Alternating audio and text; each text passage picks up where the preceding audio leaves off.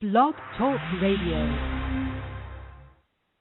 Choices, decisions, frustrations, and pain. Knowing I'm going to forget her someday. While I still can, I'll challenge all my loved ones, every friend, to look inside their hearts and understand that I will love them. I will love them while I still can.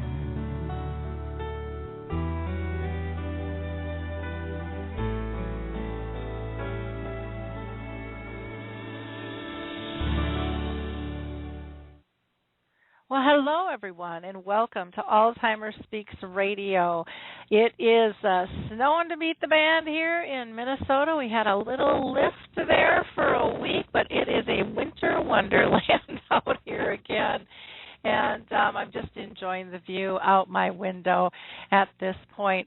I want to welcome you all to the show today. We're going to do another open mic because we had so many people say that they wanted to call in and talk and share. And so I'm hoping that we, fill the air again with all your thoughts and ideas because it really is about us all working together. But before I pull our first caller in, I always just like to let people know who Alzheimer Speaks is and what we're about. Again, my name is Lori LeBay, and basically I started this company because my mom started on this journey 30 years ago. She's been living with dementia over 30 years now, and I just wanted for myself and my family to be able to connect with other people and to learn different ways, what people were doing, and to share knowledge. And so that's really how Alzheimer Speaks was born. And bottom line, we're an advocacy-based company that just provides multiple platforms to shift our dementia care culture from crisis to comfort. I got really tired of being pushed by fear. I think no matter what your circumstances are in life, there is hope, and that needs to be shared, and hopefully that's what we're doing here. By joining forces and sharing the knowledge that each of us has by living this journey with the disease, and just having these everyday conversations that aren't scary, just like talking to your friend on the phone, because I think that's the way that we're going to remove the stigmas attached to memory loss and help those living with this disease continue to live with purpose.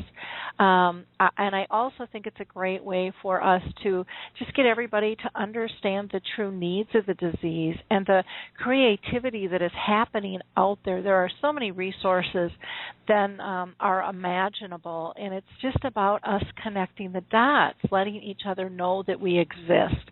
And that's being an individual or, a small company or a large organization. We all need to work together because collaboratively we will win this battle against dementia. And I know our efforts are working because, we were recognized by ShareCare and Dr. Oz as the #1 influencer online for Alzheimer's, and that was just a massive recognition. And that goes to all of us who are part of Alzheimer Speaks, not just myself as the creator, but every person who has ever listened to the radio show or read the blog or joined us on Dementia Chats or used the resource directory or hired me as a speaker. It's all about sharing knowledge and being supportive of one another. And so I would encourage you to share the information that we disseminate because you never know who in your circle needs this information. So many times people don't talk about their own personal needs. They're not sure how to broach it. They don't want to lose friends. They don't want to be a burden. You know how it goes. And we're just so private and we're so proud. But if people see that the information is out there and readily to be had, they can peruse it and listen to it or read it in their own private time. And when they're ready, they will share where they're at in their own situation. So I encourage you to like our various platforms. Go to www.alzheimerspeaks.com, and in the upper right-hand corner, you can just go and like the YouTube, like the Dementia Chats, our Facebook page, all of those things, because that is, again, sharing with your group, and it's a great way to be an advocate that just takes seconds of your time. Today we're going to invite everyone and anyone who has a thought or an opinion regarding dementia to come and share their ideas, their frustrations, their joys. We want to hear from everybody. And you can do that by calling in live at 714-364-4714 and just push 1, and that will get you into my queue. You can also use the chat box and go ahead and put in a comment, and I'll be monitoring those over time through the program as well. So I'm going to do one last thing before I get started here. I just want to do a shout out to some organizations that I think are really important, and not everybody knows they're there. And again, that's our purpose, is to share the knowledge. The first is Alzheimer's Disease International. They are the association of all the Alzheimer's associations around the world, and they can connect you to the closest organization for you. They also do an international report. They've been part of the G8 Summit. Executive Director Mark Wortman will be joining us a little later this month, which I'm really excited to hear what's going on there. The Alzheimer's Research and Prevention Foundation, which was it's been around for about 20 years, and they're big into holistic, finding ways to deal with this disease without medication. And they've got some really cool meditation. They talk about food and exercise. So if you haven't checked out their website, I would highly recommend that you do that as well. And then we have some specific types of dementia that we're hearing more about, and there are associations and organizations designed for those particular dementias. So if you know of somebody who has Lewy body or LBD, there is a Lewy body association. There is also an association for frontal temporal lobe dementia. It's called the Association of Frontal Temporal Degeneration. And then there is the National Aphasia Association when people are having a hard time speaking. I'm trying to, I also want to mention the Alzheimer's Studies Group. They're doing a clinical trial. They're in their third trial on tau, and they would be a wonderful, wonderful organization to, again, be part of as well.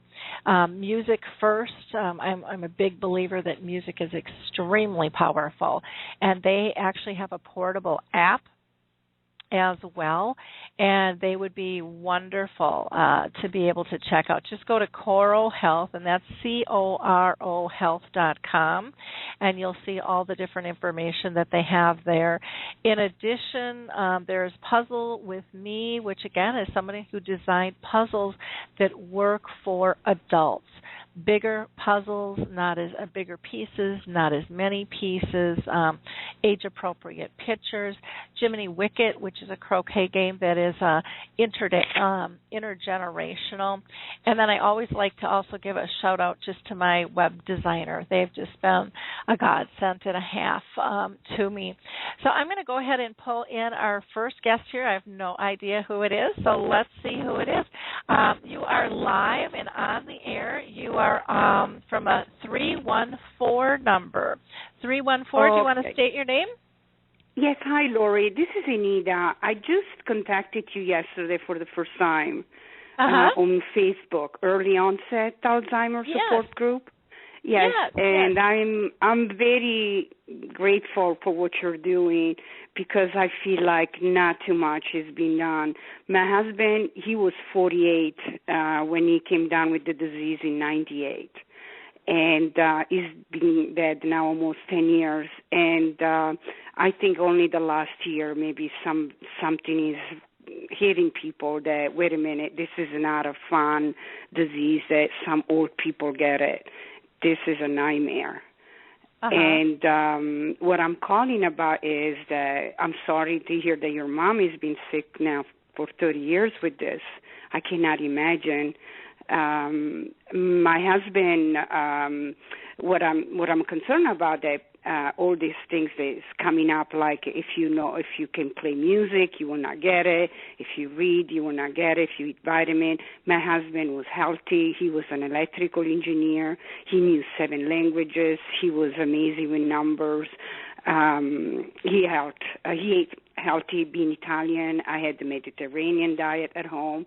And what it concerns me now is to read about this young couple now coming, one of the spouses being sick, and now it's not just the Alzheimer, now it's the family environment that gets messed up. Like my daughter, Stefania, she was 14 at that time, and then she started cutting herself and drinking, and I had to take care of her and my husband. That's why I see this coming more and more now, because my husband was one of the few. He was the only one in St. Louis in '98. They didn't even want to accept him in the Washington Research Center in '98 because he was the young one. It took 1 year for them to come back to me and say he might have Pick disease. See, Pick disease is another disease that you were mentioning, like Lewy body disease, Pick's is another disease. But when he passed away, I donated his brain, and it came back that he had atypical Alzheimer. I'm very frustrated because sometimes talk show they have people on for 5-minute segment, and this person is fine. They interview the person that maybe it's 1 year into the disease or 2 years, and they can still talk, and people say, okay, she seems fine. They lose interest. They need to show inside a house segment with this person being sick and with kids and with teenager, because this is going to stay. This disease is going to stay, and it's going to affect a lot of people. And it's going to cost a lot of money for the parent, for the family to take care of this person. I agree. I think you brought up a lot of good points. That this disease doesn't affect just the person diagnosed. It affects the whole family, and the ripple effect can be really strong because we don't know. There's not support out there. There's not education enough to support the families and support the communities so that people can live good, healthy lives. And for you as a care partner to be taking care of your husband and then having to take care of your children because of reactions and things of how do we deal with this? This happens so much more often than is talked about. And so I thank you for calling in and bringing that up, because it's a really, really important factor. It's one of the bottom line, I think, myths that has to be torn down, that this is not a disease of one person, and how much help and support is needed. Now, if I remember correctly, your daughter also wrote a memoir. Is that, am I? Yes, she wrote a memoir. It's called Besides the Mountain, and her name is Stefania Silvestri, and it's on Amazon. She was interviewed the NPR in St. Louis. She was interviewed by a TV station in L.A. That's where she lives. She was in some other radio station. But what I'm frustrated is that these interviewers, I don't expect a TV station, but the NPR person, the person that does the interview, he should read the book. And then he can ask the right question.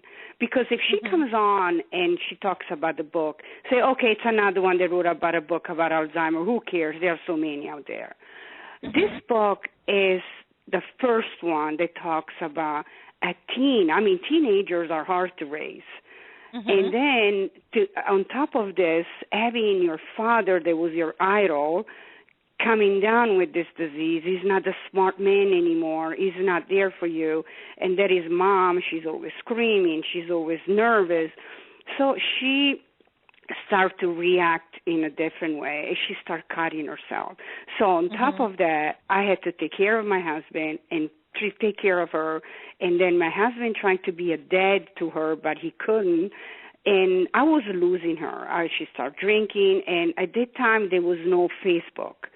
The only support group I would get was going online at night and read on the pig disease page, and there were people writing. I never posted anything, but I would read all of it. I was hours and hours reading that stuff, and then one day I was so upset that I print some of the stuff and I threw it to my daughter.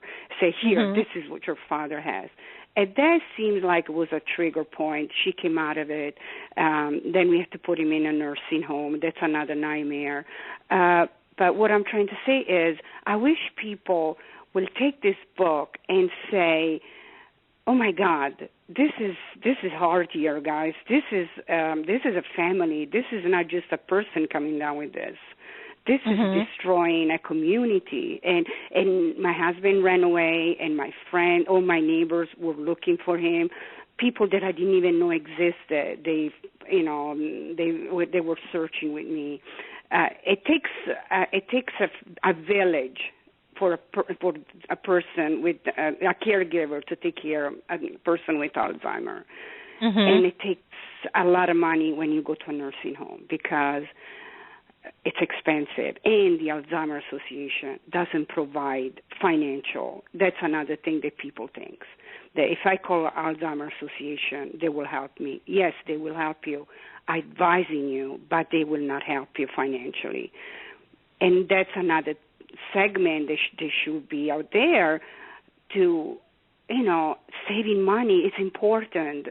Like I even wrote Susie Orman, to say, Susie Orman, can you have a show about this, how people, besides saving money for the rainy day, what about if you come down with a disease like this? But no answer. I mean, people don't care about this yet. Not too many people are out there.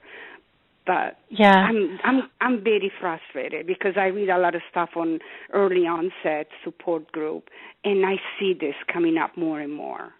And I agree. I think it is an issue. I do want to mention that I did put the information on the book in the chat box. So if anybody is interested in checking out Beside the Mountain, finding strength in Alzheimer's, go ahead and check that out. And again, I'm so thankful for social media because it is connecting us to one another and making things smoother. So thank you so much for calling in and sharing your thoughts. You have a great day, okay? You too. Bye now. Bye-bye. I'm going to go ahead and pull in the next caller here, and this person is from a 512 number. 512, you are live and on the air. If you want to go ahead and state your name. This is Tam Cummings. Oh, hi, Tam. How are you doing? Hi. I'm good. How are you? Well, I am so excited to have you on the show and have you talk about what you got up your sleeve. Why don't you go ahead and share with our audience what you're up to? Tam had called me yesterday and just kind of filled me in on a few things. And this woman, I believe, is a mover and a shaker. And so I invited her to come and share with all of us what she's thinking about. So go for it, Tam. Share with our audience what you're planning. Well, what I would like to do is I'm a gerontologist, and I specialize in dementia. Now, I'm the scientific side of a geriatrician. A geriatrician is a medical physician who specializes in aging. I'm the scientific side, so I specialize in aging, and then my focus is dementia.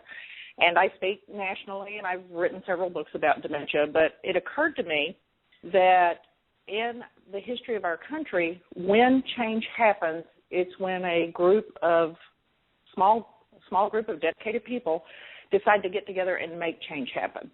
And when I look at the history of how we have tackled diseases in our country, I'm drawn back to what happened in the 1980s, which was that we had an AIDS epidemic. We had 25,000 people dying or already dead from AIDS.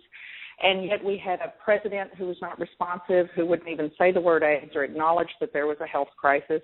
And we had a Congress that was not effective in doing anything for research. So a couple of people got together, and this is, as I was telling you yesterday, Lori, this was before internet, before cell phones, before email, before Twitter or Facebook or all of the ways that we communicate with each other now, they managed to get, their estimate was 1 million people marched on Washington. The Washington Park's estimate was that 500,000 people were there. But it was the turning point in the war against AIDS. It was what really finalized and got us to where Congress began to fund AIDS research, and not with $10 million and not with $100 million, but with billions of dollars, because that's what's required to do research on a disease like this. And so my goal over the next year is to try to connect to people to see if we can't do a March on Washington and be just as effective in getting those billion-dollar numbers up to where we can research this disease and find out a way to either find treatment, which I assume would be similar to how AIDS is treated. It was treated with a cocktail of medications, meaning that because of the complexity of the disease and the immune system, one medication attacked this, one medication attacked that, one medication did these other things. And it would be, I would believe, very similar as to how we would have to treat these dementias. And so my goal this year is to organize a March on Washington. I think that is just such a huge impact. You know, we had talked yesterday about, going out to, and I've been out to D.C.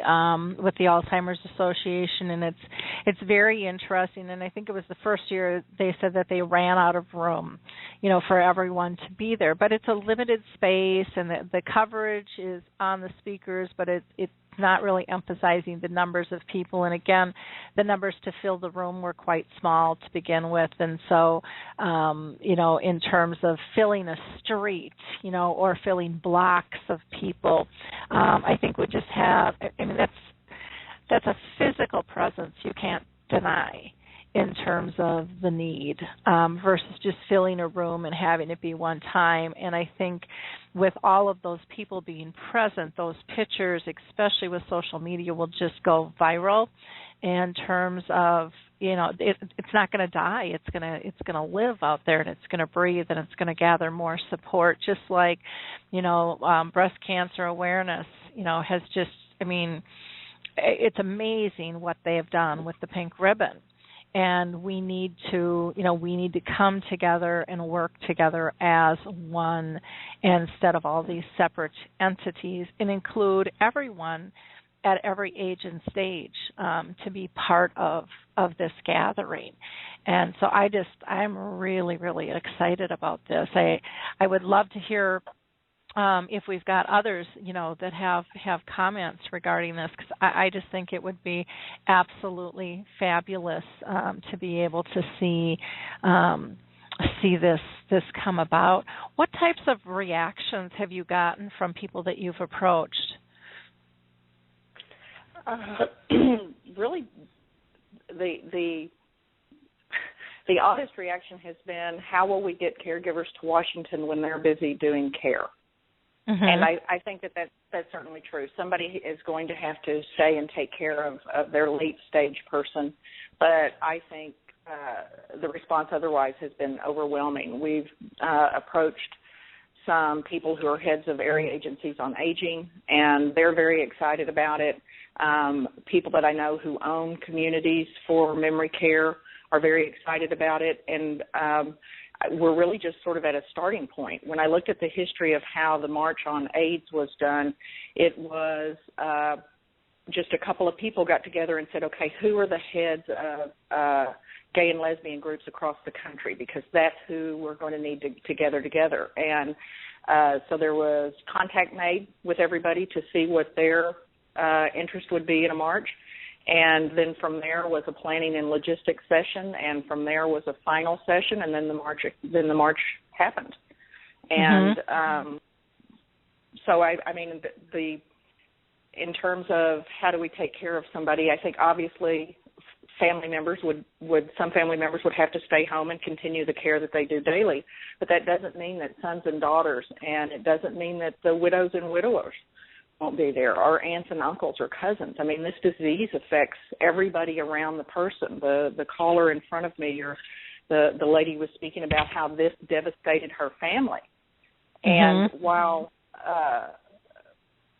he's not there to go to a march, she certainly is. And the daughter that has been moved and touched in so many powerful ways, who's actually written a book about it, she's possibly available to go to a march. So I think when you put out the fingers of how dementia touches one person and then it just spreads through the whole family, I think it's something that would be very positively received. This is not an Alzheimer's march. This is not a Lewy body thing. This is a march on dementia. When I talk to different groups, when I see a Huntington's group, for example, they had put forth to Congress a bill to say, Huntington's is a terrible thing and we need to do more about Huntington's. But then that Congress session ended, and they weren't aware that they had to put it forth again to the next Congress to get it recognized again, that it didn't stop. And they said overwhelmingly that they felt left out of everything, that because their dementia didn't encompass large enough numbers, that they didn't feel like anybody was looking after them. And yet their dementia, their folks had the highest, most successful suicide rate of any of the dementias, and it's a familial-based type of dementia. So I think drawing all of the groups together is important, because any advancement made in one dementia has just almost has to overlap into other dementias, and that's because so many of the dementias are tauopathy dementias, meaning that they're linked by the tau protein failing to fold correctly. And just in a nutshell, families hear about tau protein all the time. So a very rudimentary way to think of what it is that tau does wrong is tau is a protein in the cell that sort of keeps the legs of the cell straight, or the roots of the cell stable, to be able to send signals down. And if you want to sort of visualize this, think about tau like one of those old wooden rulers that would unfold, and suddenly you had a 5-foot ruler. Do you remember those words? Yep, sure do. And dementia, when it's a tauopathy dementia, what happens is the tau protein begins to fold up, the same way that ruler would fold up and then become a ruler that you could stick in your back pocket. And that folding up, that incorrect folding of the tau protein then becomes the neurofibrillary tangle. So a lot of these dementias are similar because of that basic link of tauopathy folding incorrectly. A lot of the dementias are similar because of the buildup of plaque in the brain. Your body and my body has plaque, but it's used and then it's discarded from the brain. For some reason, in people with dementia, it stops being discarded. So several different fronts to attack the dementias on that are all probably related somewhere. But overall, my point is, if we can't get million people to Washington, D.C. to impress our government that this is a national disease crisis, this is not some gay guys, which is what they thought AIDS was. This is not any of the other things that we've dealt with. This is a national health crisis. It's not going away, and this is not 25,000 people. This is almost 10 million people in our country currently affected by some form of dementia. And if we don't move, who's going to? Exactly. So we have to do this. This is our generation's call to stopping what is a worldwide plague.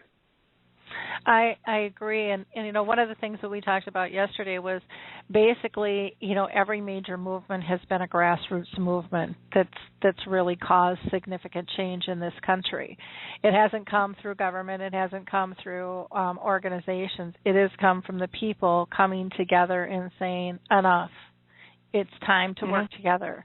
And I and I've said this a zillion times, I believe this disease is here to teach us so many lessons. I think we have lost our way as a people, worldwide in terms of what is important. And we've gotten so materialistic and so egotistical, and we've forgotten about caring.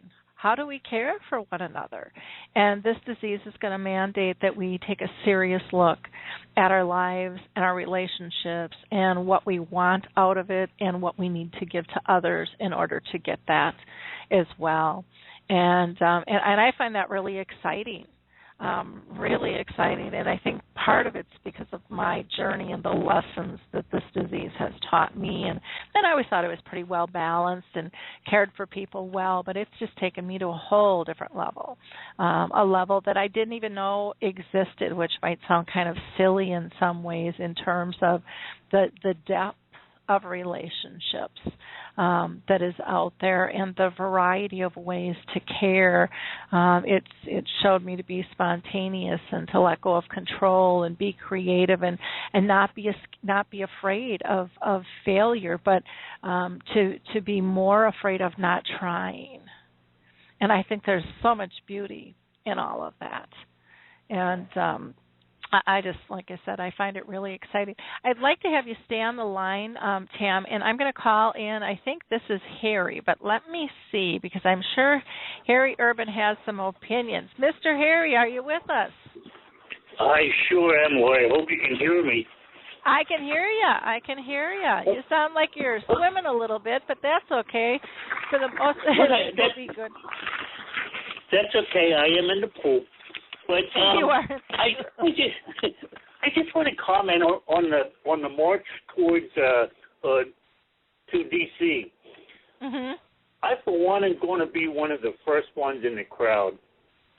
But my sign is not going to say, find the cure. My sign is going to say, give me a better quality of life.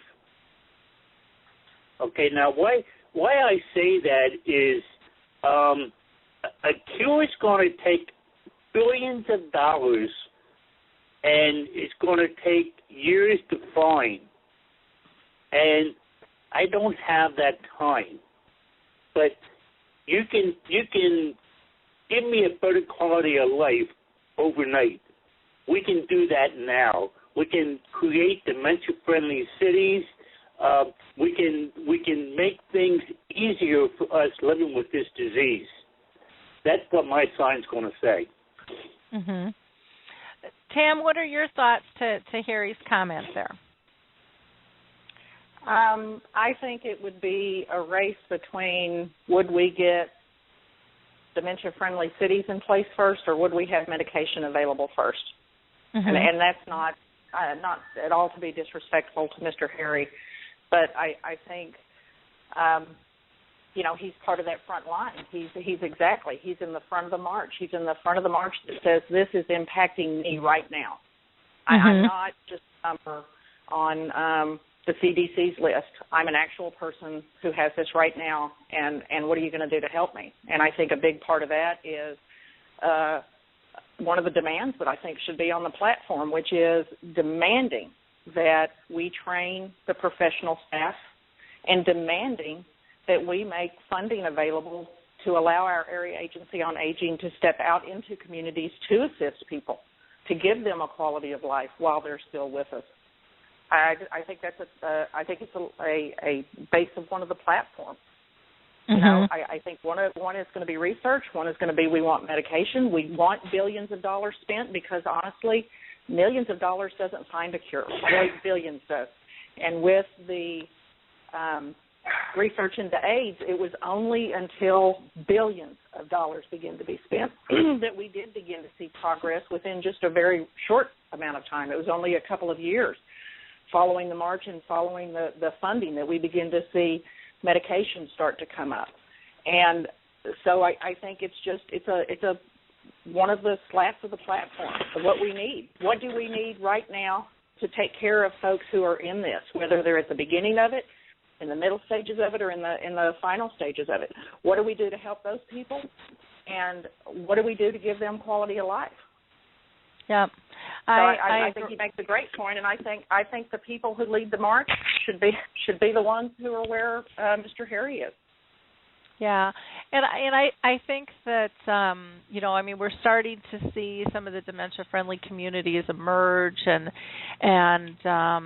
there's in my opinion there's two different styles of programs out there. There's the grassroots effort, and then there's the very academic, more medical model, which I think is going to take a lot longer to reach the general population, where the grassroots efforts are just saying, let's get started and we'll improve as we go, because you're always going to be ebbing and flowing with this. I think it's a misnomer to think that there's a magic bullet and there's only one way to attack this problem. Plus, I also think all communities' needs are a little bit different with that. So one of the battles if I can, Lori, let me give you an example of things that I see. I do when I'm back in Texas and I'm not traveling. I see people for the capital of Texas area, Alzheimer's, or not Alzheimer's, the Area Agency on Aging, the CAPCOG region is what it's called. It covers 17 counties, and for the AAA, I go into people's homes and explain dementia to them and drop their care plan, because these are folks that do not have funds, that will not be looking at a memory community, and most of them will not be looking at a skilled facility, a nursing home facility, because funds are not available. These are people that have to be taught how to provide care to the end of life in home. So I see families who, for them, it is only them. I saw 2 families last week where they were the only caregiver in their family. The children in one family lived out of state all over the country, and in the other family there were 3 other siblings, but they weren't interested in assisting with the care for the mother. So it fell to one son to do this. So I see these types of families where they know what's coming, they're trying to get prepared for it, and they have no financial background to fall back on. I see families that have gained a level of affluence and are able to move their their loved one into a community to provide care towards the end of life. I see families that are able to move their loved one into assisted living and then finally into memory care. And then I see families that are at the total opposite end of the spectrum. I know, for example, a lady whose husband was a nationally known figure, and she is devastated by what this disease process has done, and she's also very angry with him for his illness. And the way that she deals with it is she does what her therapist told her to do. She gets on the family jet every 2 weeks and flies to Paris for a few days to shop and relieve some of her stress while her 2 full-time caregivers take care of her husband. So you see all kinds of people and what their different needs are, but it all comes, I think, basically at the end back down to quality of life. And how do we meet the needs of people who have no funds, people who have extraordinary funds, and yet somewhere in the middle find a way to segue into taking care of that person to give them life while they're still living. Very true. Very true.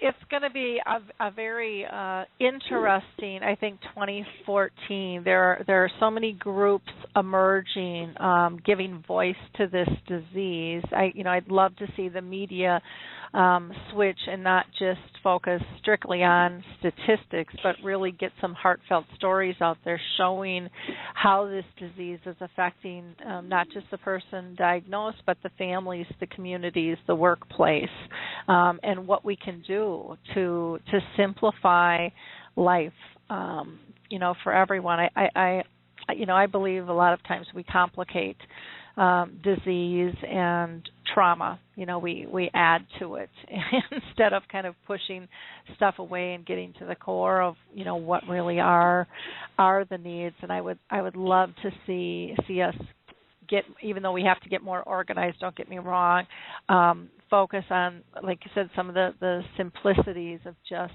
what is good quality of life, and that's different for every person and every family. But there's some basic roles I think that we can work together on in terms of how we give care, just by removing some of the fear that's wrapped around getting to know our neighbors, reaching out, smiling, assisting people in small fashions that doesn't take us a lot of time, doesn't cost us a lot of money, but has huge impact. And I think as a society we've forgotten a lot of that. And I think that's part of the education that needs to go on and get out there. And I also think the education's got to be, everything out there, costs money, and I think the education, a lot of this has got to be free to people, and it's got to be put in modes that are accessible 24/7 in different types of media phases, because everybody learns different, everybody has different access modes as well. And, we've got to get to our young, too, because they're going to be significantly impacted by this disease as the numbers grow. This is really going to fall on their shoulders, and we need to prepare them now, for that as well. We need to focus on our jobs and how are we going to serve people. I mean, the list it can get kind of overwhelming when you think of all the work that needs to be done. And so I think this march would be absolutely fabulous to get us to bubble to the top, with everything. I did want to bring up also. Oh, go ahead, Harry. Can I add something? Sure, Harry. I was diagnosed with dementia now over 9 years ago, and very little, if any, progress has been made in 9 years. Okay, so from my perspective, my point of view is how many more years is it going to take us to, number one, get people interested in finding a cure, and how long is it going to take us to find a cure? We're not going to find a cure overnight. Now, the problem is the people I speak to live this disease, okay? And what they're telling me is if the cure is down the road so far, I may not have that time. So why do I want to get involved? Okay, why do I want to march on Washington? Because I'm not going to make it. That is why I am such a strong advocate in having a better quality of life. Because I can tell these people that are saying that a cure is so far down the road, I can give them the hope that we are going to have a better quality of life. Things are going to change, and we can actually make those changes now if we just band together.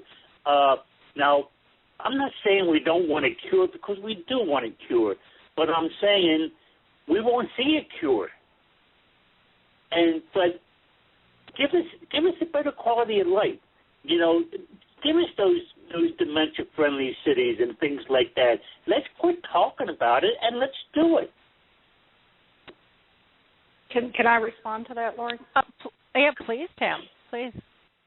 At the March on Washington for Gay Rights and AIDS Research, during the march, I pushed the wheelchair of a young man who had AIDS.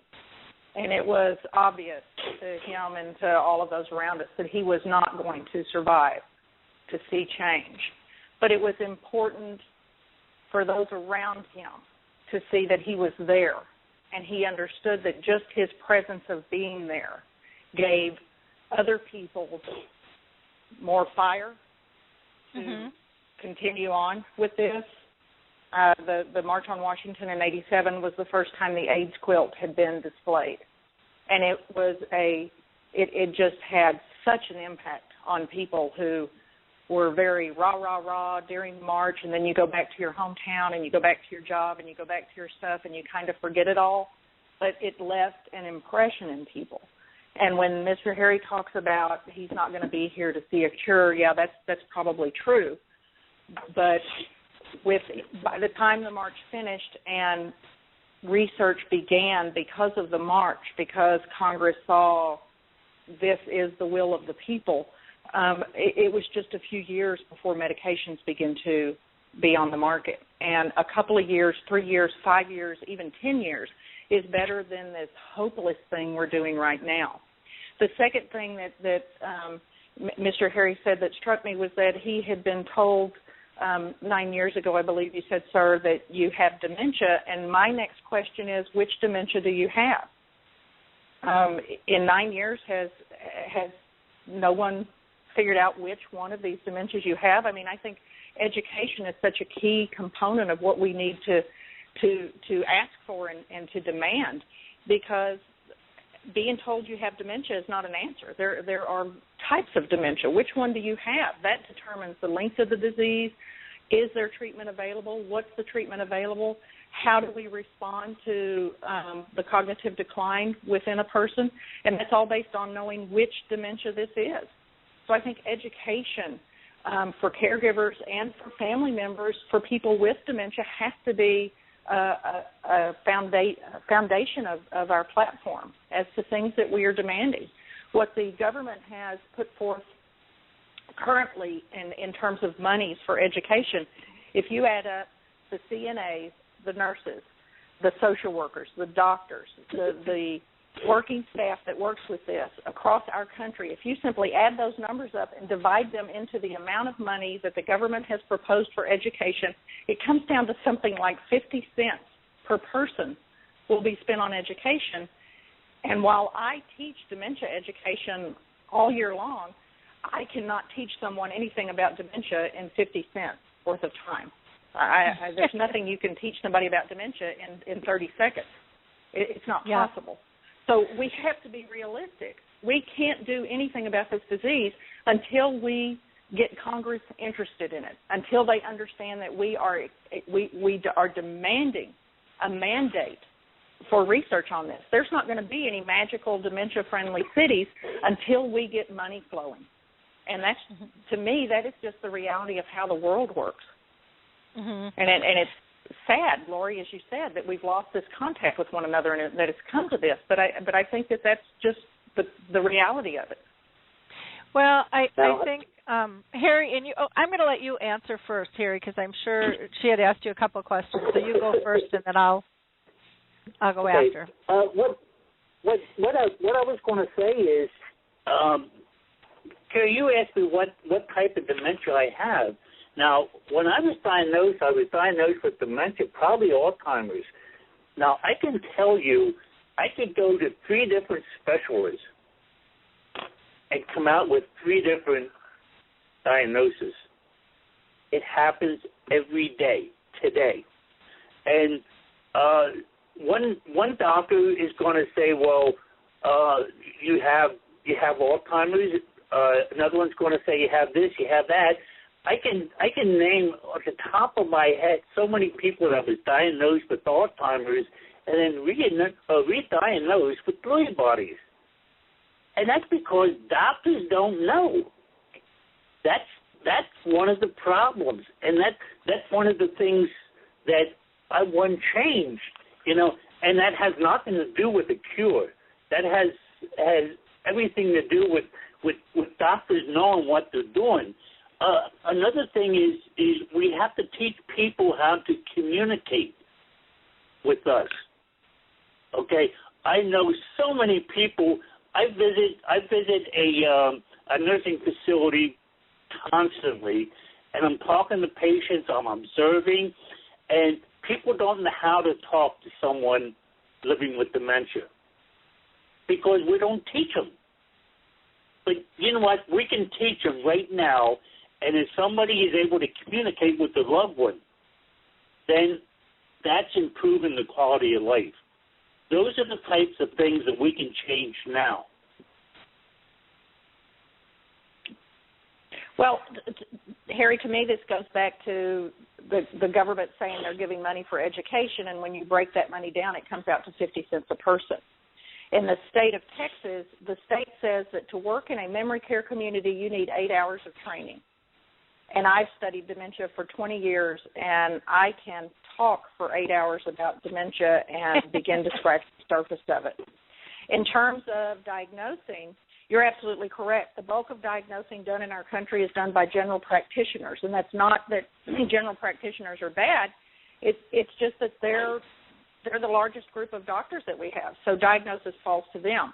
I say that becomes part of our education component. To me, telling somebody that they have dementia and to come back and see them in 6 months is the same as saying to you, you have cancer, come back and see me in 6 months. You would never stand for it. You would say, who is my specialist? What kind of cancer is this? Who is going to second this diagnosis? Where am I going to go for treatment? Is this terminal? What is my lifespan? What is it I can expect? And we don't do that yet. In terms of Lewy body is most frequently misdiagnosed as Alzheimer's disease on average 3 times before a specialist realizes that this person doesn't have Alzheimer's disease, they have Lewy body. So, again, I would encourage you to find a neurologist who specializes in dementia so that you can get a finite definition of what you have. The testing today for Alzheimer's disease is 100% accurate. They can do a spinal tap and with 100% accuracy determine whether or not you have Alzheimer's. And there's a big difference between whether you have Alzheimer's or Lewy body, especially in terms of how the very final part of your life will be, how quickly you will advance towards death. So as a gerontologist, to me, it's critical that I know which type of dementia a person has. And as a person with dementia, to me, it's unconscionable that no one is giving you the correct answer. You should not get 3 different answers. That says to me, we need to find you a better physician. But see, to me, it doesn't matter. Okay, I know I have dementia. I know that. Now, does it matter to me what type of dementia I have? Well, it matters to my doctors because that's how they treat me. So that's their problem, not mine. Their job is to find out what type I have. As far as me, the patient, it doesn't matter to me what type I have because I know what the end result is. I've been around for 9 years. I've been around this disease. I've been around people suffering from this disease. But the education part goes a lot further than just educating doctors.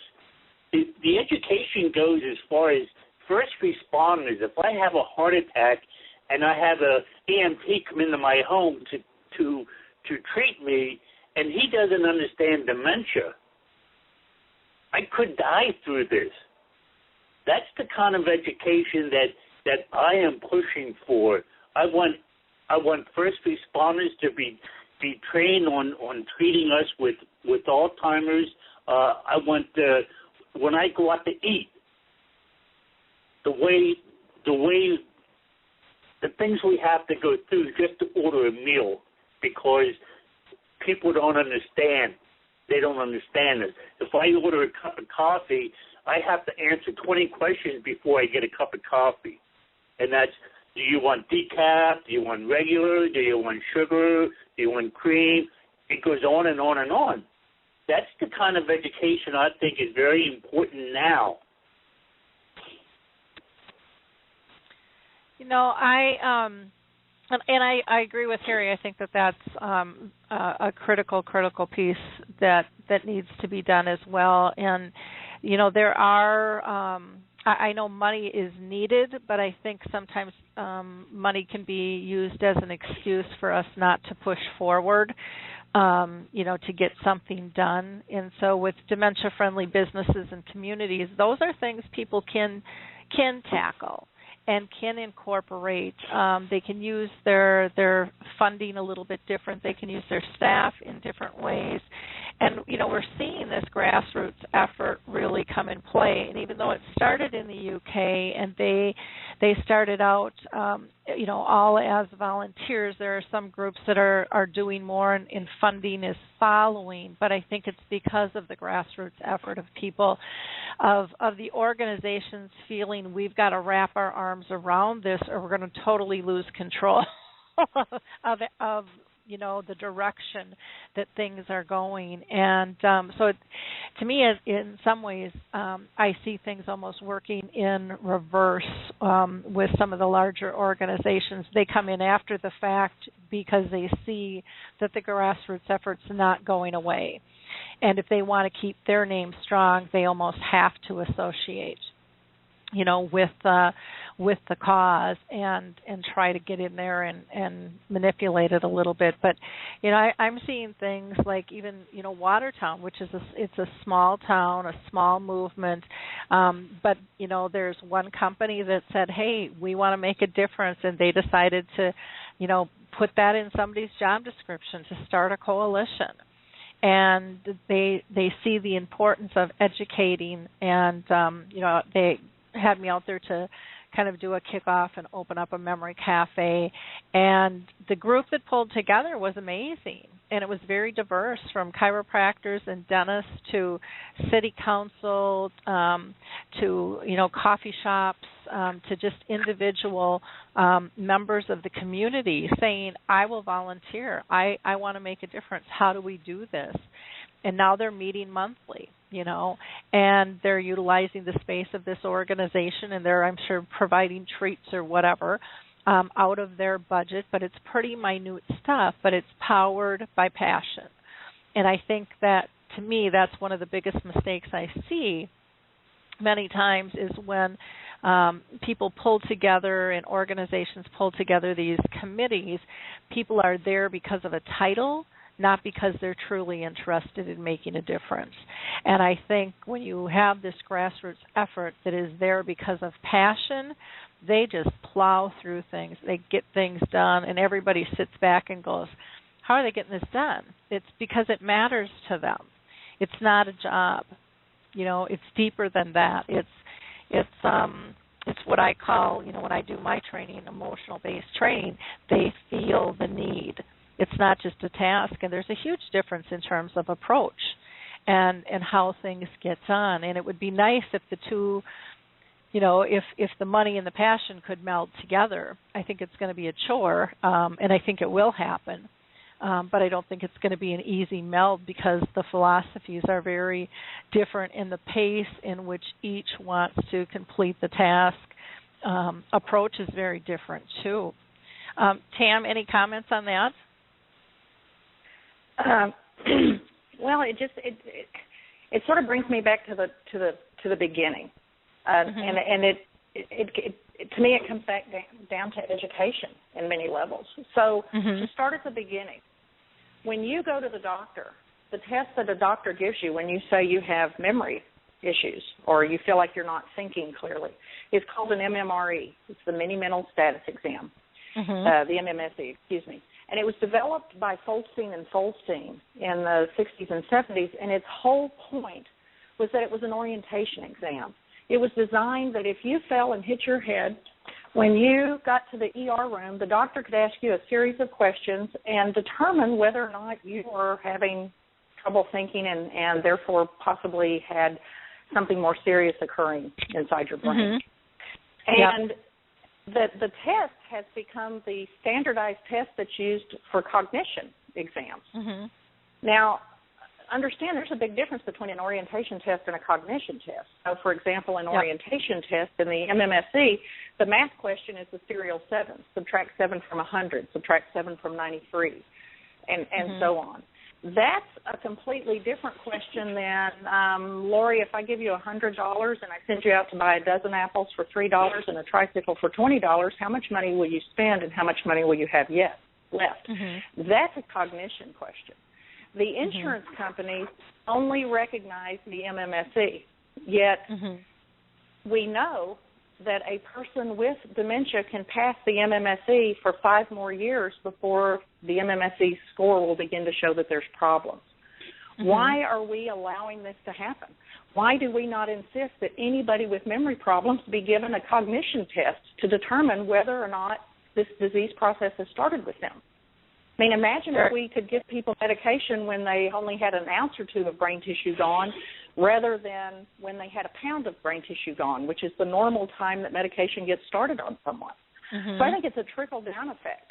When states say that the only training a CNA, a certified nurse aide, must have on dementia is 2 hours of training, yet we know that CNAs are going to do the bulk of their work with people with dementia, how is that acceptable to us? How is it acceptable to us that a diagnosis of dementia is given and not a diagnosis of which dementia is it, How is it going to progress? And on this part, I disagree with Mr. Harry. I need to know what dementia you have because your children need to know what dementia you have. As a professional, I need to know which dementia you have because it determines how quickly the dementia is going to advance. It determines how you will move through the stages of dementia, and it determines how your final year of life will be. Will your final year of life actually be about 40 weeks, or will your final year of life be 2 weeks? So it's critical that we train people to find out these questions because that pressure is only going to come from us. It's only going to come from people going back to their doctor going, I'm sorry, dementia is not enough. I need to know which dementia it is. I need to know for my family because this is now a medical history thing that my grandchildren will be asked about. Do you have anybody in your family with a history of dementia? The same way they're asked about heart disease, diabetes, or cancer. It's critical that we get this information out there, and then I think you begin to get the trickle-down effect of the waitress who understands that you don't need 20 questions for coffee. Coffee means bring me coffee and bring me creamer and sugar, and I'll add those if I need them. I mean, I get that, but I don't think we can just sort of arbitrarily try to shoot out into the community these things and hope they take. Dementia is a disease of the brain that must affect two lobes of the brain in order for it to be called dementia. The dementias move through the brain in a progressive manner that's somewhat predictable. As each lobe of the brain is affected, the person then begins to lose the ability to do certain things, or they begin to do certain things they wouldn't have done in the past. And those things that they do, those behaviors are all clues to us as to where they are in the disease process and what's happening in their brain. But until we understand that from the top and it trickles down, it's difficult for me to try to imagine how else we can move this conversation forward into the community. Mm-hmm. Now, the thing of it is, Laurie, I want a T-shirt that says "Dementia makes me mad" because I'm mad about this. As a country, we are falling flat on our face. We're not helping Harry.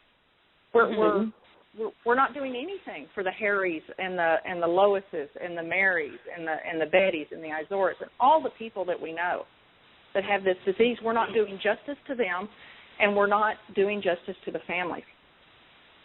And it makes me angry. The thing is, okay, is when you're given any type of a mini test that might indicate that you might have some kind of memory problem, what happens after that is, to my knowledge, there's no test that they can give me that, number one, I can afford, number two, that's going to pinpoint exactly what my dementia type is. So what they do is they give me a battery of tests to eliminate other things. They rule out tumors and stuff like that. I went through so many MRIs and scans and blood tests and things, and it wasn't to determine the type of dementia I have, but rather it was determined to rule out anything else. And now that's a clear indication to me that our science doesn't understand this disease. But that's how it diagnoses. That's how it. Yes, sir. I'm losing my train of thought here now, so you go ahead. But that is how any diagnosis is made. Any medical diagnosis is made by taking the person, what their symptoms or concerns are, ruling out everything that it cannot be, and what you're left with is what it must be. And in the case of Alzheimer's disease, without doing a spinal tap, the diagnosis by a qualified neurologist who specializes in dementia, the diagnosis is considered to be 98% accurate. And it's pretty much the same for the other dementias that a person might have. An MRI is designed to show very finite damage within the brain. So, for example, some people may have a type of vascular dementia where their stroke activity is so tiny that it doesn't really show on a CAT scan, but it will show in an MRI. So that you've had MRIs tells me that, they've been looking for something. And, the scanning tests show very distinctly how an FTD lights the brain up differently than Alzheimer's disease does, and how Alzheimer's disease lights the brain differently than Parkinson's dementia does. So some of these tests are incredibly accurate. But it brings me back to the thing of, I believe a person needs to know what dementia they have because their family needs to know, because their caregivers need to know, because the professionals around them need to know, because different dementias move differently through the brain and cause different behaviors, and that impacts the person's aging process from then on. And professionals need to know what it is so that they can prepare for how to provide care for that person. I'm going to break in. Go ahead, Harry, and then after you, then I'm going to pull back in. Yeah, my question is, though, Carrie, if these tests are so accurate, why aren't they more generally used? I know very, very few people that have an actual spinal tap to determine the type of dementia. In fact, I can almost say in the hundreds or even thousands of people that I talked to, nobody had a spinal tap. Now, if it's so commonly known that this is going to be a surefire way of determining what type of dementia I have, why aren't doctors giving more spinal taps? Well, spinal taps hurt, and a lot of times no one asks for them at the physician's office, and it's what you said, the physician himself or herself may not be aware of the spinal tap test. I mean, this is not a disease process where care is provided by a general practitioner. This is a disease process by where the neurologist is the one who oversees care, and a qualified neurologist is going to order that. In terms of the MMSE being given, that happens because insurance companies want the MMSE given because it doesn't spot dementia soon enough. It's simply a matter of money. They don't want a test that shows somebody has dementia 5 years before another test does, because now their insurance kicks in. Now things begin to change. Imagine somebody with long-term care insurance who gets to use that insurance for 5 more years. I don't really think that's what the company intends. Not to make insurance companies out to be evil and the devil, but, this is money. Dementia is big business. There are huge amounts of money involved here. And more people are realizing that. More and more things are coming to be. We're not going to be able to answer all questions regarding this, but I really appreciate you calling in, Tam. I'm really excited about the March on Washington, and please keep us posted on that. I think one of the biggest things that I got between the conversation between Tam and Harry was, Tam, you're pushing for the diagnosis and the importance of that, and there's definitely value in that. But I think one of the things that the medical professions have to understand, that for so many of the people living with the disease, they do not and they will not become the disease. And when the push is so strong on the diagnosis, like Harry said, I just want to know how to live with the disease. They want support. And so I think there's a really fine line in terms of respect and dignity, in terms of how we approach that, and a softness in terms of being able to give hope, because the medical profession is not at the stage where we want them to be in terms of being able to carry out a lot of this stuff. And so I think that's where the frustrations come. Anyways, that's what I hear from families and individuals diagnosed with this disease is, it's not that important to me what type of dementia I have, even though you brought up some fabulous things about how your life is going to be.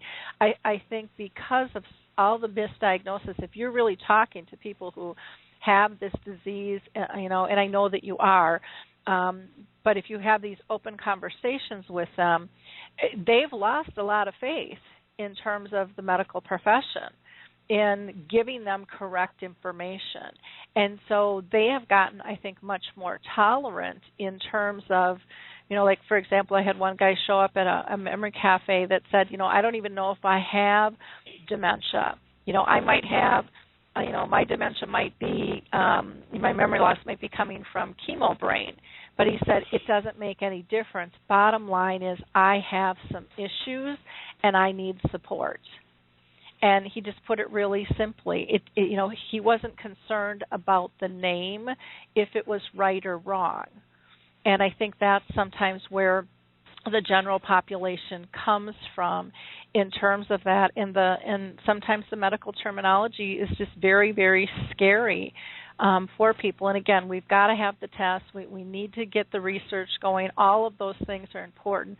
The big thing is going to be getting us all to work together. And with that, I'm going to just need to do kind of a mid-show summary here, and then I need to pull in a couple of other guests. But I really appreciate the conversation. I think it was extremely, extremely interesting. So thank you, Tam, for calling in, and Harry. I do want to, again, just point out for those of you that just joined us, I would like you to know that there are Alzheimer's associations all over the world. You can go to ADI, or Alzheimer's Disease International. Check in if you're looking for a holistic approach to Alzheimer's Research and Prevention Foundation. There's also the Lewy Body Association, the Association for Frontal Temporal Lobe, the National Aphasia. There's, Parkinson's, Huntington's disease. There's the Alzheimer's Studies Group, which is doing a tau trial, which Tam had mentioned. The problems with the tau in the brain, and so they're in their third trial. And again, Music First is doing some really cool things that can help support you in a caregiver journey. For basically anybody. It doesn't necessarily just mean dementia, but music is very powerful. There's a lot of research behind helping people sleep, helping them, wake up, eat, exercise, switch moods, all of those types of things. And so I just wanted to highlight those. I also wanted to run across the Optimist Club. I went and spoke at this past week, and they had a little credo that I thought was really something we should all keep in mind.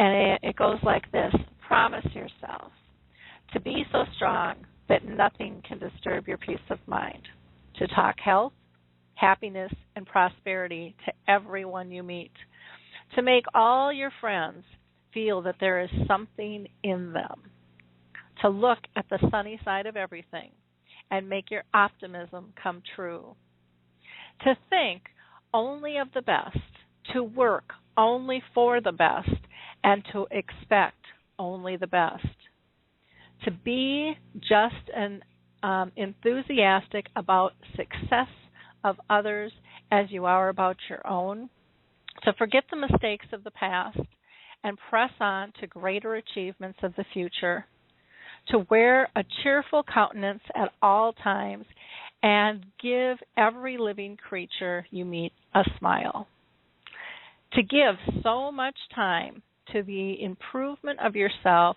that you have no time to criticize others, to be too large to worry, too noble to anger, too strong to fear, and too happy, I'm going to cry, too happy to permit the presence of trouble. I just thought that was a beautiful, beautiful credo, and something that we all need to take to heart. Life is way too precious, and we've got to start giving people hope. And so there are optimist clubs all over, which I didn't even know existed. And so I would encourage you to go ahead and check those out. I also just want to highlight a couple other things, and then we've got some other callers I need to pull in. Our last radio show was on expanding your dementia toolbox, and all of our shows are archived for you. Our next show will be next Tuesday on the 21st. Our last Dementia Chats was on the 24th, and we covered technology, the usefulness and affordability, and helping those that are isolated by dementia, both care partners and those with the disease, as well as plans for the new year. And our next Dementia Chats is today at 3 p.m. Eastern Time, 2 p.m. Central. 1 Mountain and noon Pacific time, and you can get that information by just going to our blog. Just go to alzheimersspeaks.com, and over to the right is our blog scroll. Click on that; it's free. There were also a couple of great blog posts. One was about making a personalized memory book, which came from one of our followers. Michelle, our intern, wrote a piece on the many different paths to the same destination. I put a little piece in about Kingsway. I was down in Beverly Hills, Florida, to host an Alzheimer's presentation, which was really, really exciting to me because, again, I think they're going to end up becoming a dementia-friendly community. And, you get people together, and it's just amazing, what occurs and what happens and the needs that people feel. And then there's one other thing that I want to mention. I got a really fun email from Alzheimer's Disease International, and there are 2 men who are out doing a motorbike run across the country here. And now, of course, I can't find it, but it is on the blog, and it's called What Does Cooking, Motorbiking, and Dementia Have in Common? And it's a father and son who are chefs, and they're going to cook their way around and raise money. And I just think that it's fantastic. If you're interested in pledging, you can go to firstgiving.com/fundraiser/Chefs on the Road. Again, that's Chefs on the Road. Or you can go to the Alzheimer's Disease International page as well. So let me pull in our next guest here, and I'm not sure who you are because you're showing up as all one. So if you want to go ahead and just talk, and you will find out if you're live or not that way, just go ahead and say hi, anyone who's on the line. Are you there? Oh, they're gone, it looks like. Okay. Well, let me go ahead and pull in. We've got somebody from a 952 number. 952, you're live and on the air. You want to go ahead and introduce yourself and tell us what you wanted to call in and talk about? Hi, Lori. This is Robin Sanders calling from lovely Minnesota, too. How are you today? I am doing good, and I'm so glad that you called. This is kind of funny. I've known Robin for a couple of years now, but haven't seen him at networking meetings. I just have been too busy to be able to go. But I had a client who was looking for a new product. And so I went out and I did some research, and poof, there showed up Robin. So I got a hold of him late last night. I thought I would just get his voice message, and at 10 o'clock at night he answered the phone, and I said, you have to call in and tell people about your product, because I hear people wanting this all the time, and there's just not much out there to pick from. So with that, I'm going to go ahead and let you introduce what you're up to. All right. Thanks a lot, Lori. Our company is Locate You, and we first want to tell you that we really want to focus on prevention and education, because we all plan for fires at home and we do fire drills, but for somebody missing, and with Alzheimer and dementia, we know that disorientation and being lost is part of the diagnosis. So we want to, first of all, get people educated that they have a plan. If somebody goes missing or gets lost, what is the actions that they're going to take? Are they going to call a friend? Do they have any type of device that actually will make a difference in changing how they handle that person? I come from a medical background, and I work with long-term care, and we found that one of the number one placements for nursing home was somebody getting lost or wandering. It's time to put them in a memory care unit. And we know that chemical and physical restraints generally make things worse with Alzheimer's disease. So we really are trying to empower the family, empower the caregiver.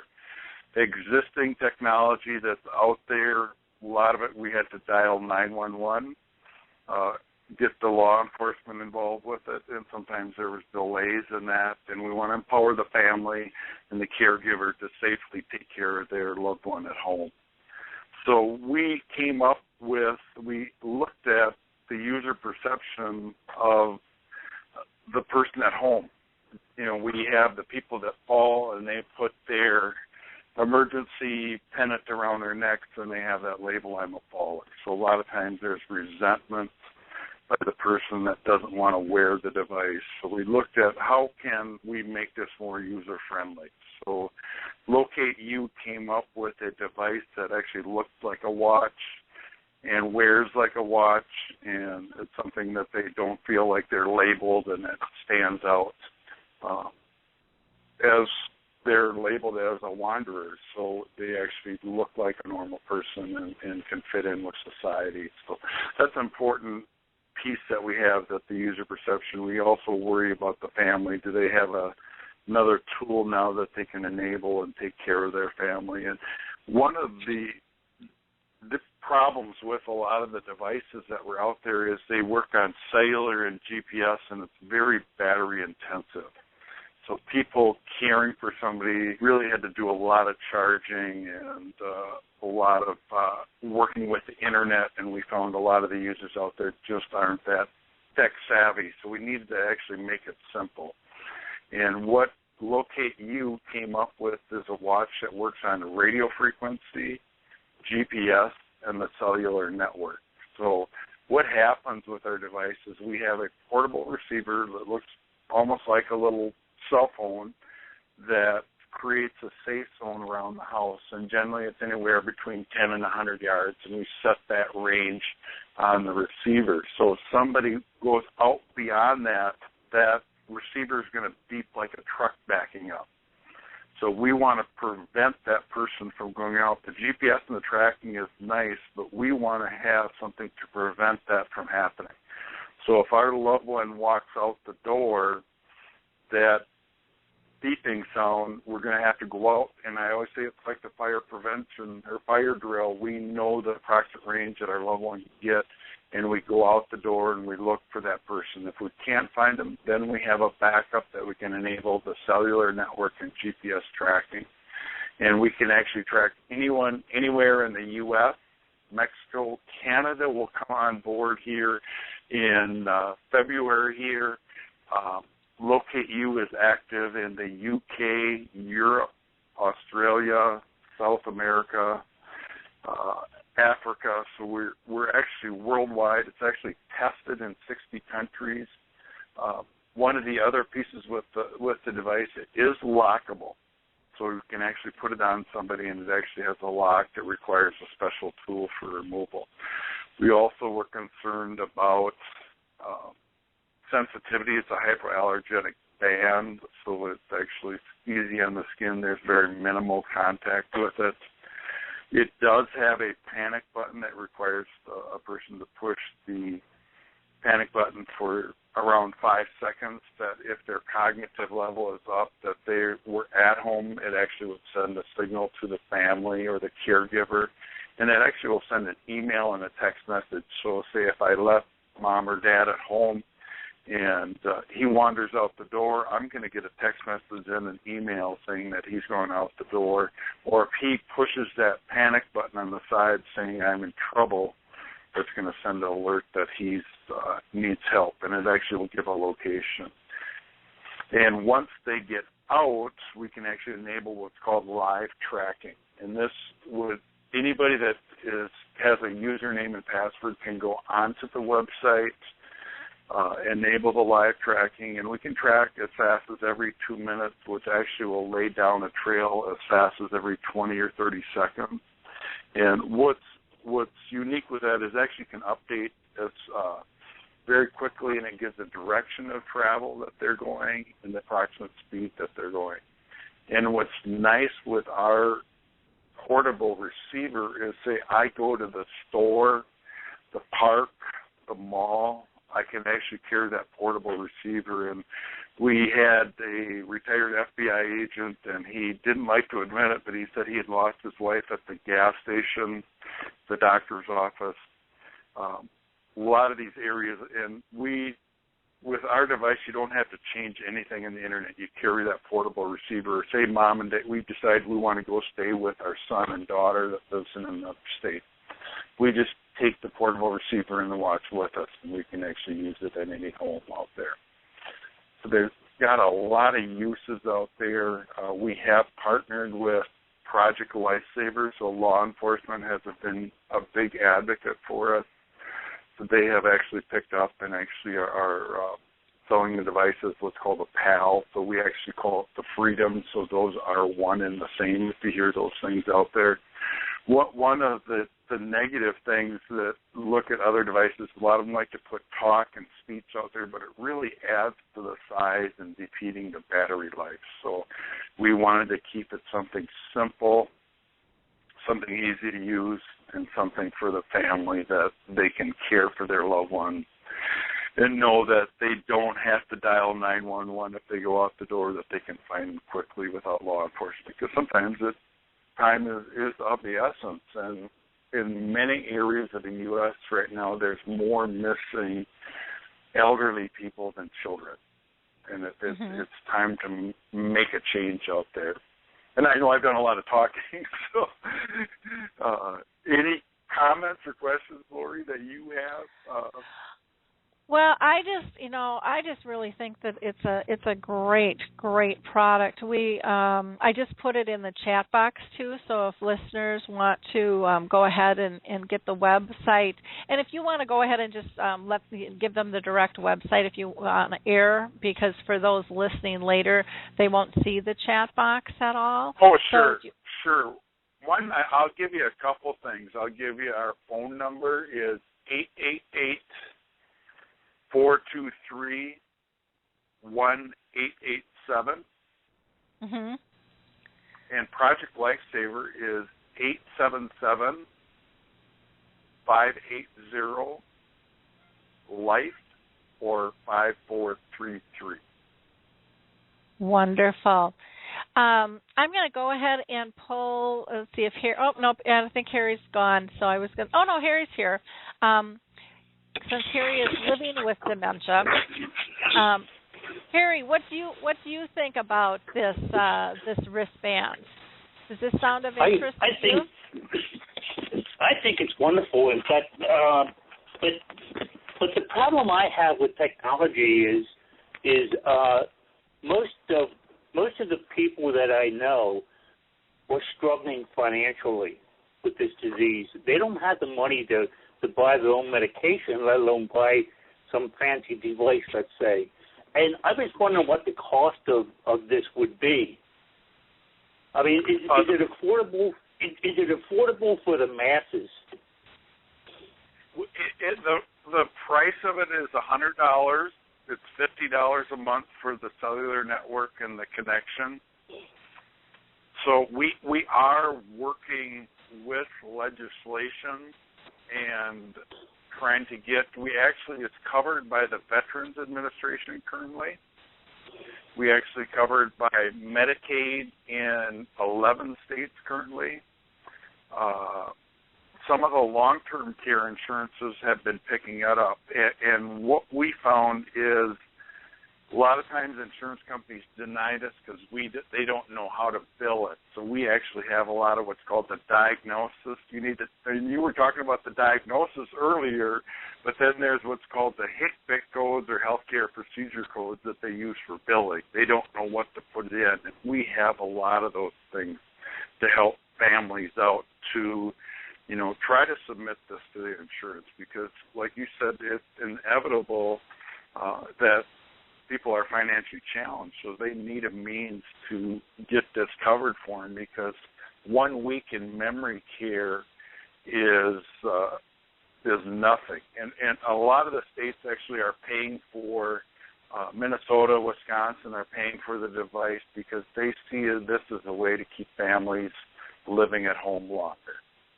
And there's a lot of county social programs that are out there, so I encourage people to call, say, law enforcement or any of the county programs we're becoming more and more connected. In Minnesota alone, there's actually 7 different programs that actually is covering this product.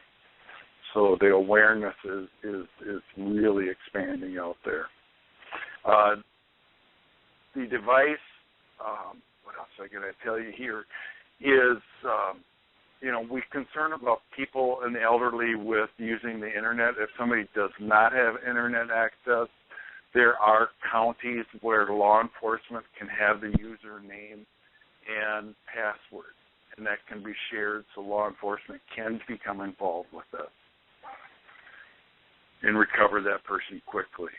I don't want to hear another tragedy. I hear on a daily basis of people going out, and especially once we had this cold weather. I know we had several instances in Wisconsin of people getting out in Minnesota. So we want to make a difference for somebody out there, and finances is a hard piece, and a lot of the states, they're actually coming to us now to try to bring this, because if somebody has to go out and look for somebody, law enforcement is going to be spending anywhere from $1,000 to $35,000. Wow. So it's very expensive, and if we can save one life and decrease one rescue like that, we can pay and cover a lot of people out there. And the state and the government is actually seeing this as a major issue, as you guys are dealing with it on a daily basis. And, it brings tears to my eyes every day, the stories and pieces that I hear that, you, Lori, deal with a lot, and we want to make a difference out there. And education is really what it's about. Yeah, it really truly is. One of the things that's interesting is, over in the UK, they've got a GPS system now that is being given away free. They've gotten a sponsor, Ostrich Care, and it started out with, a set amount and then has expanded. And so it's pretty cool. It would be nice if something like that could happen here for the states as well, that companies would see the need and the importance to make the difference and participate in it. Is that something that you're looking into at all in terms of sponsorship? Absolutely. Mm-hmm. Something that's interesting, in the UK, Boots Pharmacy actually carries the device in the stores. In the UK on that. So, and we've been approached by a few pharmacies here in the U.S., and because they might be able to have the capacity to build these. Mm-hmm. So we are looking at partnering with those people that can enable and actually be the easy person to actually deliver the product. Because most people, like we were talking about, need medications, so that's their point of contact. A lot of times the pharmacies we find might be the delivery of the product out there. Mhm. Well, wonderful. I just, like I said, I've had so many people looking for watches, and there's not a lot out there for people to pick from, and so many of them are so big and bulky and things. But yours had, I think, more features than most. And actually, when I went out Googling last night, I couldn't even find the other ones that I used to know were out there. So that was kind of an interesting process. There's been a few that have fallen by the wayside out there. So Locate You has been in the business for about 7 years, so they've been out there and went through a lot of trials, and we're listening to the users that are out there. So those are the ones that actually determine what's out there, what's the need. Our website for Locate You is www.lok8u.com. Can you say that one more time? www. Sure. LOK8, the number 8, u.com. Okay. And that'll get you some information here. And Project Lifesaver, let me see if I've got their address here. Actually, if they just Google, it's www.projectlifesaver.org. Okay. /PAL, PAL. Okay. Okay. Well, we will try to get that information here in the chat box for people as well on that. So I really appreciate you calling in today and letting us know about this product, because it is important, and I know it's not affordable to everyone. But again, Robin had said, there are, it's worth a call to him, because maybe you're in a state where, it is covered, or maybe he knows of, if it's the vets or if it's long-term insurance, how to go about that. So it's definitely worth a call and worth a little bit of a chat there on that. So absolutely. Again, thank you so much for calling in and all you do. And Robin, I can say that he is a great guy to work with. I have worked with him in the past, so I think that you'd be very happy in terms of talking with him and getting honest answers for your questions there. So I was thrilled. Thank you so much, Lori. Yeah. Well, thank you, and you have a great week, okay? You do the same. Thank you so much for your great program, Lori. Bye-bye. Yep, bye now. So, that was, I was so glad that Robin was able to call in as well. If we have any other listeners out there that are interested in letting their voice be heard, please speak up now. Harry, is there anything else that you wanted to cover? I really like the concept that his business is doing, Lori, that they're doing a comparison of what it costs when somebody gets lost or wanders off, and that's given the insurance companies some incentive to finance some of these things. Mm-hmm. And that's the first time I heard that a business is going out speaking and saying that, having a comparison of what it cost and then what the device costs, and they could be covered by something. Mm-hmm. That's really refreshing to me. Yeah, and it's important stuff. Again, just to have that dialogue going and checking and seeing. It would be wonderful if maybe there's a corporate sponsor out there that wants to look into this and do something like the UK so that these can be given out. It would be lovely if if a phone company would step up to the plate, because then maybe we could get rid of that monthly fee. People might be able to scramble to purchase it, but it's that monthly fee that I think that gets everybody for a loop, that extra $50 all the time. Right. It would be really, really interesting to see if something like that could come together and work with people. Well, it's been a very interesting show today. I think we've had some lively conversations, and there's no right, there's no wrong to what any of us thinks or believes, and how we can make a difference. It's all about how do we work together, how do we bond together, and the Purple Angel Project, if you're not aware of that, reach out to Harry Urban, who's with us today, or myself, or Michael Ellenbogen. We are all ambassadors for the Purple Angel Project, which is the new global symbol for dementia that is really starting to gain some progress here in the U.S. It's very big over in the UK, but we do have some hospitals that are embracing this, putting the symbol in on wristbands for people that have dementia, putting signs outside doors where there's no words. It's just a symbol, kind of like the pink ribbon, to educate people that they might have to approach somebody differently and use a different skill set, or just interact in a different fashion to make sure that everybody is safe and dealt with dignity.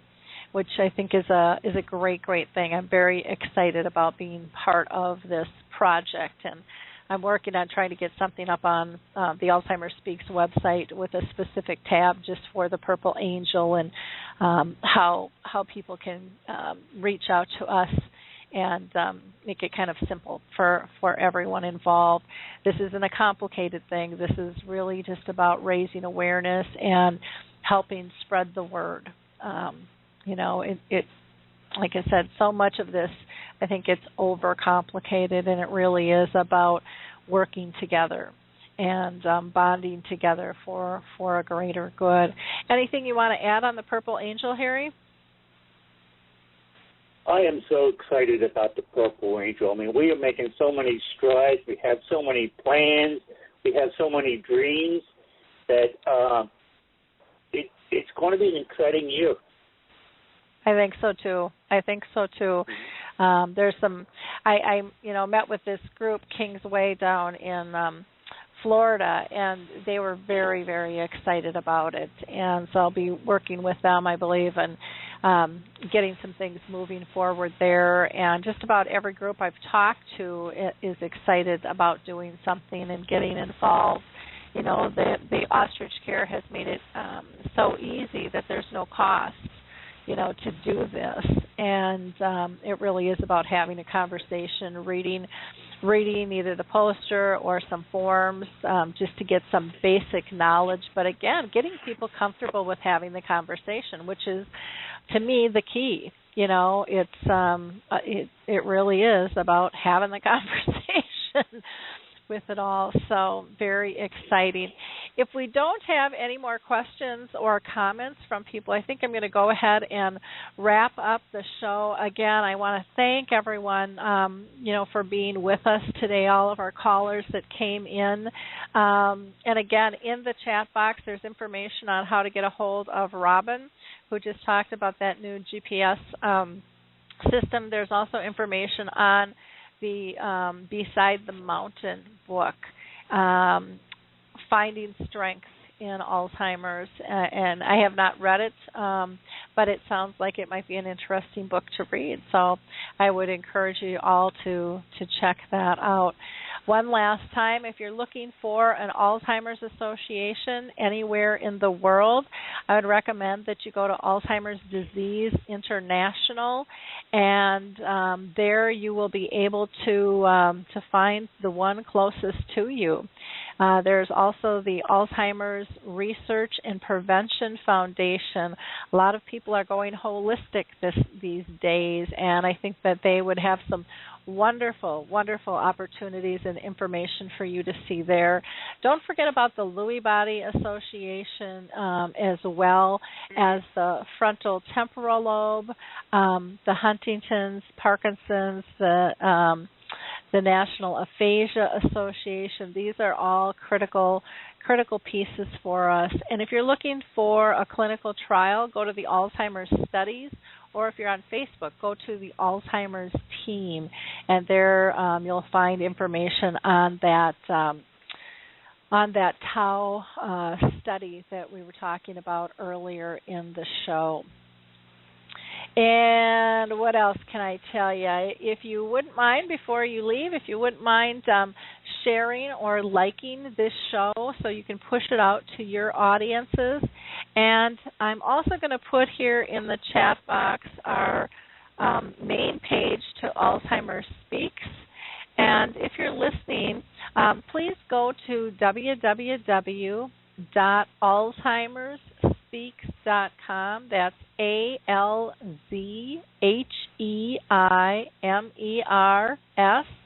and then Speaks, SPEAKS.com. And there you can go ahead and in the upper right-hand corner, you can go ahead and share us. There's all kinds of information available to you there. And I hope some of you will be able to join us this afternoon at 3 p.m. Eastern Time for Dementia Chats, where we talk with people who have dementia. So bring your questions, to that forum. If you go to the blog, Alzheimer Speaks blog, you'll be able to find information there. and regarding Dementia Chats and how to enter it, or you can also find that information on our website. Go to the About page and then click on Dementia Chats. Until next week, have a blessed week and be safe. I appreciate all of our listeners so much. And again, thanks for the interesting conversation today. Bye now. Hi, this is Suzanne Newman, host of the Answers for Elders podcast and radio show. We are the North Star that guides you through the complicated journey of senior care with trusted experts in money, law, living solutions, and more. So join us on this station, your favorite podcast channel, or just go to AnswersForElders.com. Meet the Wayshowers who will help your journey go a lot easier.